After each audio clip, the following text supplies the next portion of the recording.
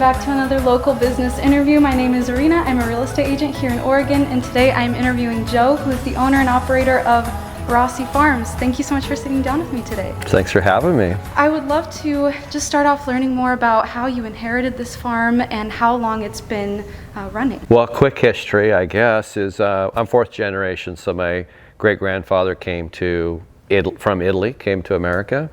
And he was, like everybody, immigrant. He worked on the farms, practically. Most of the immigrants start there. And he saved his money. He farmed in Ladd's Addition. In 1901, Mr. Ladd developed the property for houses, and he had saved money, and he moved out to Parkrose in 1901. Bought a farm in where the Park and Ride is, on 99th and Sandy Boulevard, with a group of relatives. And then in 1920, his two son-in-laws bought this farm, and that was my grandfather, Nick Rossi. Wow. So Nick Rossi farmed in partners with Girolamo Giusto, the two son-in-laws of Alfonso.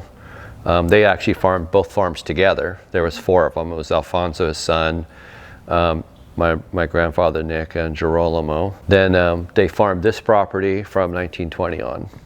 And then my dad became partners with Girolamo's son, Augie Giusto. They were partners for 35 years when they retired, and I took over the farm. That's incredible. So how long have you been, when did you first take over the farm?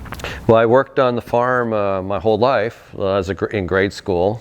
When I was a little kid running around here helping Dad, and then gradually worked more and more, and then worked full-time summers after school when I wasn't playing sports. And then I went to college. My first year in Portland State University, my dad got hurt on the farm and he couldn't work, so I took my second year off, and then my dad retired. Even though you retire, you work every day. He's working with me every day.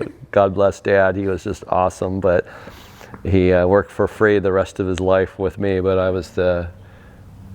he turned the business over to me. That's incredible. I was like only 19. When he turned it over to me, it was like 20 something, but I was 19 taking it full time. Wow, wow. Was that an overwhelming thing for you, or was it sort of a natural next step since you'd been working on the farm your whole life? Well, I liked working with Dad. It was just a natural progression. It was overwhelming. I was taking classes and working full time, and then I couldn't do both. So it was something I always wanted to do. My mom encouraged me to go to Portland State or a university somewhere. I kind of disappointed Mom. She said, "You can always come back to the farm." Yeah. I said, "Oh, I'm back now." So there were some challenges, doing things that Dad did that I didn't do, but I had done most of the tasks in the farm. I kind of understood the job. Yeah, I mean, what does it take to successfully run a farm? I feel like there's so many things that you're responsible for. There is. Being a farmer, you have to be part-time mechanic and contractor, fixing the structures and planning your fields to plant and maintaining your equipment, and knowing the planting times. We're seasonal, so certain times of the year, usually our planting starts with some of the crops in middle of March, and then there's different things we plant. We're row crop vegetables, so if you go into Safeway or Albertsons, the produce section is what we grow. So it was like lettuce, cauliflower, broccoli, carrots, potatoes, green beans, tomatoes, all those items. But the industry transitioned too, so I was not only did I take over the farm, but the industry was transitioning into bigger operations. In my dad's era, there was a few hundred local metro area farmers like us, and by my generation, there was maybe like 40 major contributors to our grocery system, and then today it's far less. Wow. Why do you think that is? Well, it's economics. It's not bad. Everything's a trade-off, right?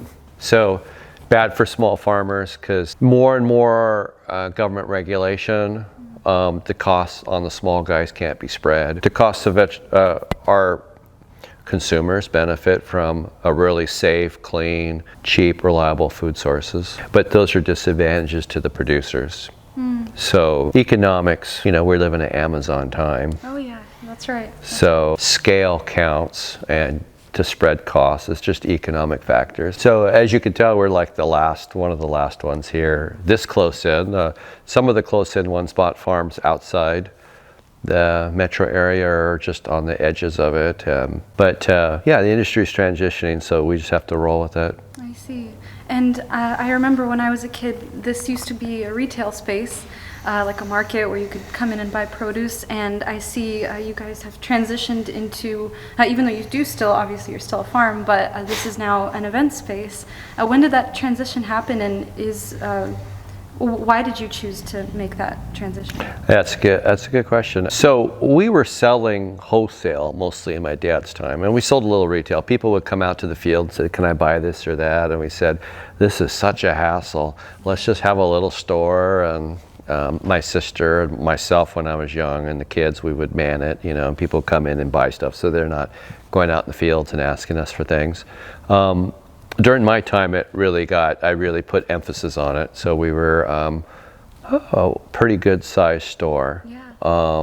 I sold everything I grew, and then I would buy from my other local farmers on little things that I didn't. I always had people ask me for weddings, like, "Can I have a wedding at a farm? This is like a really big deal now." Yeah. And I said, "No, I can't. This is just too much work." But I would do an annual event where I clear out the barn. I'd do an annual event, and finally I gave in to one of my, I used to coach football, youth football, and one of my youth football players, he grew up and he's getting married. He says, "Can I have I said, "Okay," my first one. And it went pretty good, but transitioning from retail to weddings is pretty hard. It takes a lot of work. Mm-hmm. It just became easier to do weddings. And we do nonprofit events, weddings, and corporate events. And we said, you know what, I think the best use of the space is really to open ourselves to the public in a different way. Yeah, absolutely. So we transitioned to that. It's been successful. Doesn't make a lot of money, but what it does is it enables us to keep the property up looking nice and pay the bills of maintaining the property in a different way than the vegetable sales and production did. Yeah, I mean, I think it's such a wonderful idea. I think it was a very cool way to use this space, and barn weddings are kind of a big deal right now, so it's perfect. As far as, getting the word out there that this is an event space, do people just come to you, or do you have to market or advertise in any way? Most of the people just come to us, yeah. I don't actually do any advertising, but word of mouth. People that have a wedding or have heard of it, they say, "Oh, where was that?" And they call us. I hired Emily, which is great. She maintains the schedule, takes the calls, and does showings, and we have a fairly busy calendar for that. Yeah, but we luck out because we're in the urban environment. So people drive by, they see the sign, they see the barn, they kind of heard of us. The people who used to come here and shop and buy the vegetables that I used to grow remember it. Yeah. Like you. Yes. You remember being here? Mm-hmm. Yeah. How old were you back then? I must have been like 7 or 8 years old. I'd come with my mom, and I remember it very clearly. But then since we're Seventh-day Christians, I remember it started to be open only on Saturdays, and we couldn't come. And I remember I was so bummed because this is the only farm that was very close to us. Yeah, I enjoyed that period of our what we were doing because we would support a lot of the local farmers. So farmers that don't have the ability to sell direct, I would help them, and yeah, we filled up all the little niches like you would get at Safeway. It was a fun time. Not very economical because the costs of doing business are higher for a smaller person like me. That's such a shame. Yeah. I wish it weren't that way. Yeah, it is. It is a shame. But you see, I used to sell at the farmers markets, and so you still kind of get that flavor at the farmers markets. Hollywood has a good farmers market, and Portland State does, and I maintained a network with the markets too, and so you can kind of still see it there. But yeah, these places are gone pretty much. Yeah. Well, I mean, what do you love most about being in Parkrose specifically? Do you think that there's something special and unique about being a farm in this community? Yeah, I love Parkrose. My dad's mother went to Parkrose back when the Pioneer family, the Powell family, the daughter actually taught Parkrose. Wow. And so she was in school. English was her second language, and she remembers it being pretty tough. Used to be a one-room schoolhouse down here on Sandy Boulevard. Parkrose is School District 3. I have to look at the camera. 3. Why do the buses say 3? I love this story. We were the 3rd school district in the whole state of Oregon. Oh, wow. Portland was 1, Beaverton was 2, and number 3 was Parkrose. Probably in due to the Powell family who donated property for the schoolhouse and whose daughters taught school there. I remember seeing them when I was a little kid, not really realizing who these ladies were, but they would come visit the farm and bring groceries to Ralph, who used to live in the house there. He was one of our workers. But they knew each other because they lived right down here, just down the street, was their family house, which is now Kmart. Okay. But it's fascinating. So yeah, my dad went to Parkrose, I went to Parkrose, and we're Bronco fans. Okay. My dad went to all the sports games. As a little kid, I saw basketball, football. My dad would take me to every home and away game. My dad was a super fan at Parkrose. In fact, they named the field house after my dad. No way. Yeah, so the new field house that they built is named after Dad. Wow. I had no idea. That is Big so supporter of the school, yeah. The school district is unique too. I love the school district. We're unique because we are a neighborhood in Portland that has its own school district. Yeah. Parkrose used to be its own community, but when we got annexed to Portland, we became part of it. But we maintained our boundaries and school district, which was really nice. So we're unique in the system. Okay. Oh, so Parkrose used to be separate from the city of Portland. Yeah. That's interesting. I knew that about Maywood Park, but not about Parkrose. I actually didn't realize that. That's very cool. Yeah. We were our own community. In fact, when I was a kid, you'd write Parkrose, Oregon on the mail. Way. Yeah. Wow, I didn't know that. That's awesome. Yeah. And you live on the property? Yeah, so the original houses, when they bought the property, they built these 2 houses here. In 1936, they built this barn.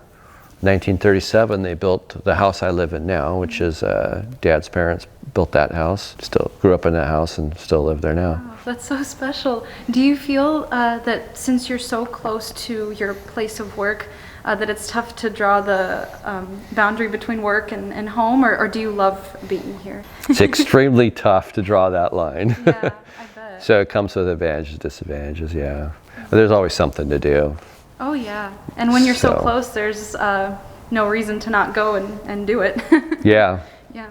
Absolutely right, yeah. I lived off-site for a while because Mom and Dad lived in that house, but Mom and Dad passed away, so then I moved back into the house, so I had it both ways. So there's advantages and disadvantages both ways, yeah. I see. Yeah. Would you say that is one of the more challenging things about being a business owner here, or are there other challenges that you've had to face throughout the years? A part of the burden is on myself because I want to keep, this is like a front yard to a house, but it's extremely huge. Yes, it is. So that's a lot of work to keep it up. So that's a challenge, and I want to look nice and represent the community well, and trying to maintain a little bit of our family history. It's a challenge having a farm in the city because no longer does our city understand farm issues. So there's legislation that happens that are inadvertently, don't help farmers. But that's because we're just such a minority of the constituents now. Used to be hundreds of farms in Portland at one time, or outside Portland, which is now Portland. And we were represented in the conversation, but it's really less so now, so it's hard. But I try to stay involved in issues and try to bring the farmer's voice for ourselves and some of the few that are left here. So I think our tie with the school district keeps us loyal to the community and stuff like that. Absolutely. We'll always have a presence here, yeah. It might not always be a farm, it can't be that way forever, but we'll continue to always be here. That's so good to hear. That's awesome. Where can people, if they're interested in having an event here, if they want to learn more or contact you, where can they find you? RossiFarms.com. It's on the website. There's a link there to contact us. Anybody has any questions, they can pose it to me. Awesome. If they want to know more about our event space, they can do that. We got some resident goats up above. We have people come and say hi, and yeah, a lot of Sunday people and Saturday people come and anyways, we try to be interactive with the community. So Yeah, and I see your Instagram and Facebook accounts are pretty active too, so I'll make sure to link all of that in the interview notes. thank So you. people can check it out. Yeah, thank you. It's kind of fun. Yeah, it really is. Again, thank you so much for sitting down with me today. This was so fun. I really appreciate you taking the time. And thank you guys so much for watching. Make sure to tune in next time for another local business interview. Until then, bye.